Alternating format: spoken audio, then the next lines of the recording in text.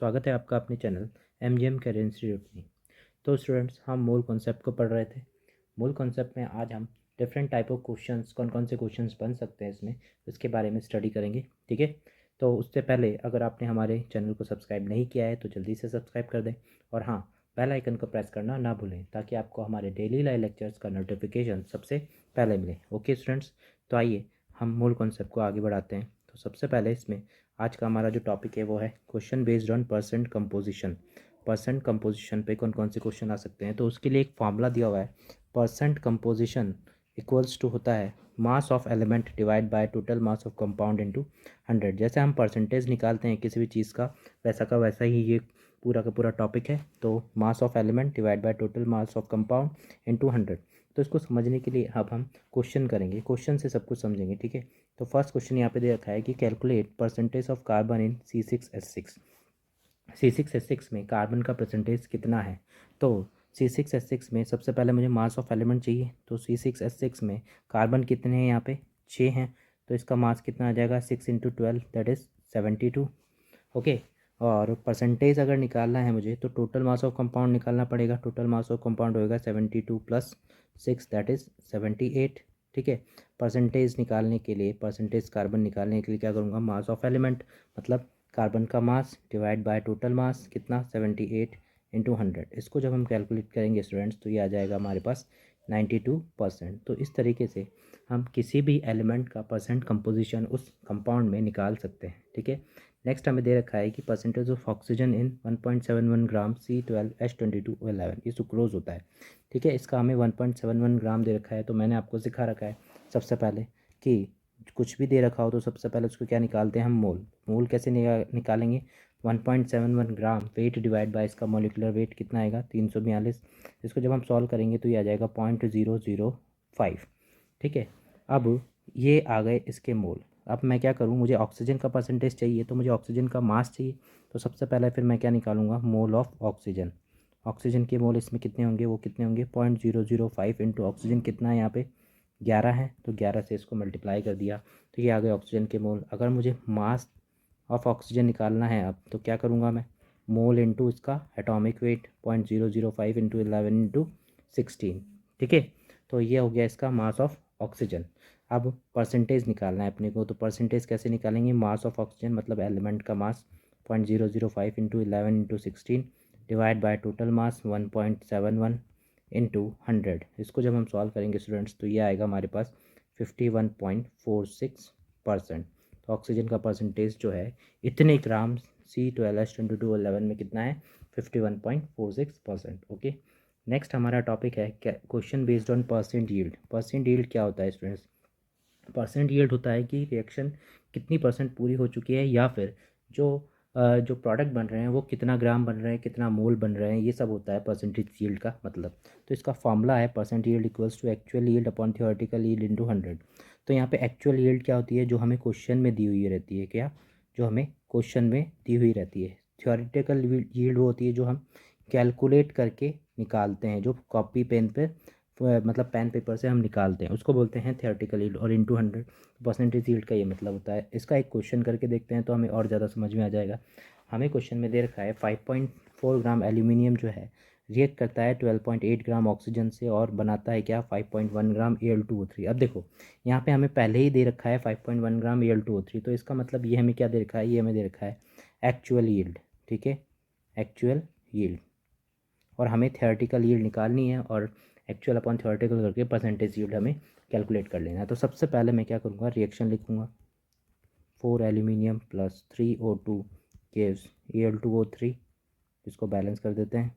ठीक है, ये बैलेंस रिएक्शन हो गई है। अब हमें क्या दे रखा है 5.4 ग्राम एल्यूमिनियम और 12.8 ग्राम ऑक्सीजन। तो सबसे पहले हम क्या करते हैं, जब दो रिएक्टेंट दे रखे हैं और दोनों के बारे में इंफॉर्मेशन हो तो LR निकालते हैं सबसे पहले। तो LR कैसे निकालेंगे, सबसे पहले तो इनके मोल क्या हो जाएंगे 5.4 divide by 27 and here 12.8 divide by 32, फिर मोल डिवाइड बाय कोफिशिएंट। ठीक है, मोल डिवाइड बाय कोफिशिएंट, तो ये हो जाएगा 54 divide by 27 into 4 and 12.8 divide by 32 into 3। तो इसको जब हम कैलकुलेट करेंगे स्टूडेंट्स, तो ये वाली वैल्यू जो है ये वाली वैल्यू कम आएगी, तो हमारा जो एल्यूमिनियम है ये क्या बन जाएगा, अपना LR बन जाएगा। अब सारी कैलकुलेशन इसके हिसाब से होगी। तो यहाँ पे मैं क्वेश्चन देख के बोल सकता हूँ कि 4 मोल एल्यूमिनियम से 2 मोल Al2O3 बनेगा। ठीक है, 4 मोल एल्यूमिनियम से 2 मोल Al2O3 बनेगा। तो हमारे पास कितने मोल है, 5.4 डिवाइड बाय 27, तो ये हो जाएगा 0.2 मोल। तो 0.2 मोल एल्यूमिनियम से कितना बनेगा, 2/4 इंटू 0.2, तो ये हो जाएगा 0.1 मोल। ठीक है, 0.1 मोल Al2O3। तो यहाँ से अगर मैं इसका मास निकालूँ तो कितना आ जाएगा, मोल इंटू इसका मॉलिकुलर वेट। Al2O3 का मॉलिकुलर वेट होता है 102। ठीक है, इसको सॉल्व करेंगे तो आ जाएगा 5.1 तो देखा ना, ये हो जाएगा 10.2।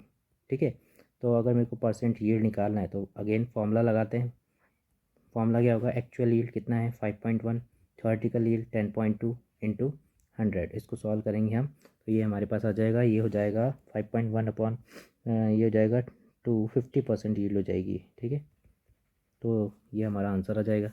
नेक्स्ट है question based on percent purity. Percent purity मतलब कि कोई कंपाउंड हमें पूरी तरीके से प्योर नहीं दे रखा होता है ना, और उसके बेसिस पे हमें कुछ क्वेश्चंस करने होते हैं। तो हर जगह परसेंटेज में क्या आएगा, percent purity upon actual upon mass of sample into 100। Actual upon mass of sample into 100 ये इसका फॉर्मूला है।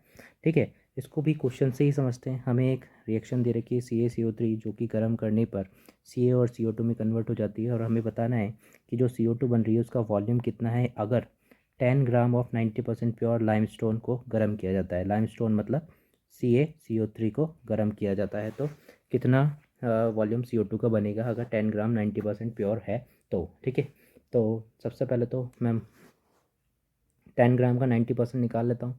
तो CaCO3 का जो वेट आएगा वो कितना आ जाएगा, 10 का 90% मतलब कि 9 ग्राम।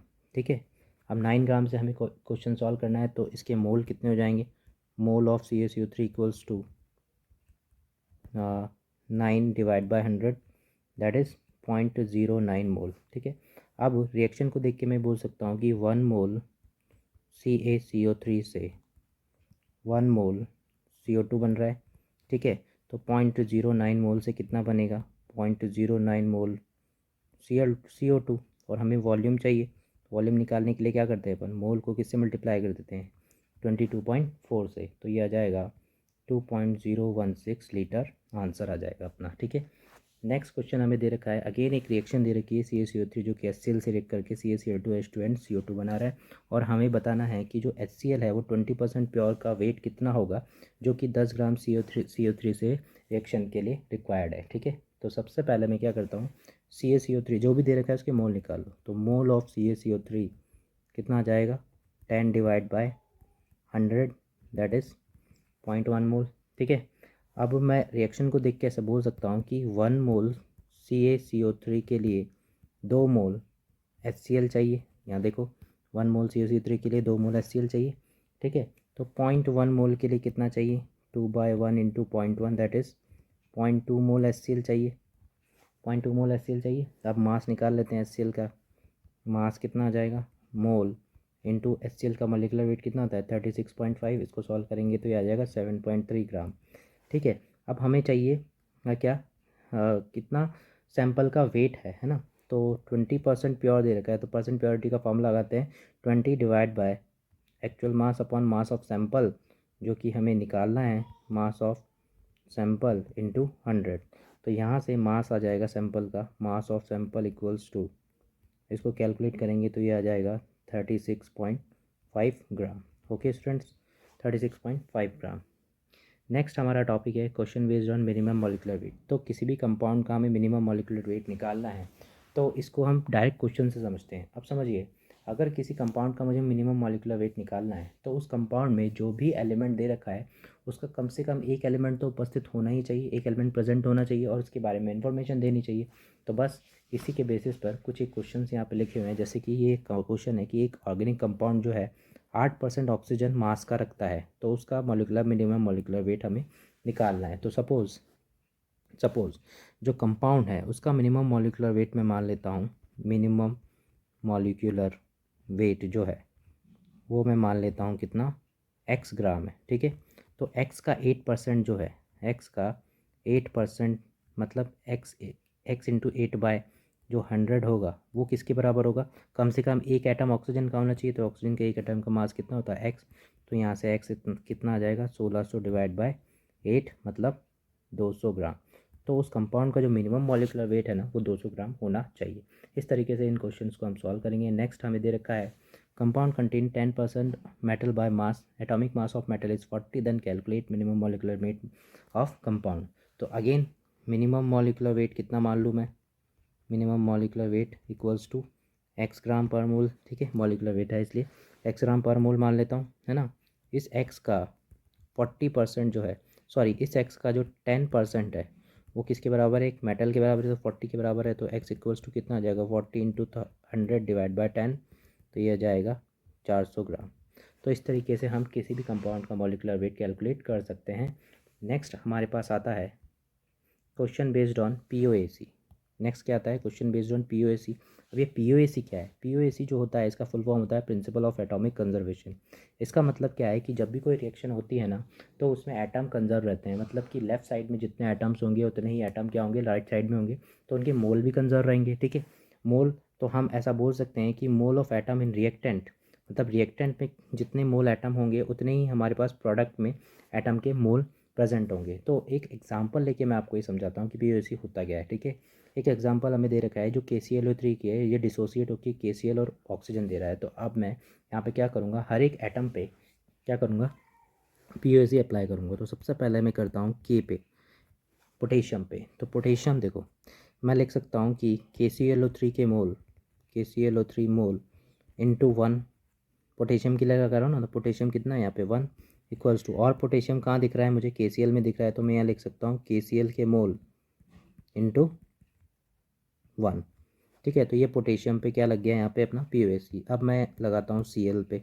तो Cl कहाँ कहाँ है, एक तो KClO3 में, एक KCl में, तो अगेन यही लिखेंगे mole of KClO3, mole of KClO3 into 1, क्योंकि Cl कितना है यहाँ पे 1 है, एंड यहाँ पे लिखूँगा मैं मोल ऑफ KCl इंटू 1, ठीक है। तो ये किस पे लग गया Cl पे। अब मैं लगाता हूँ ऑक्सीजन पे।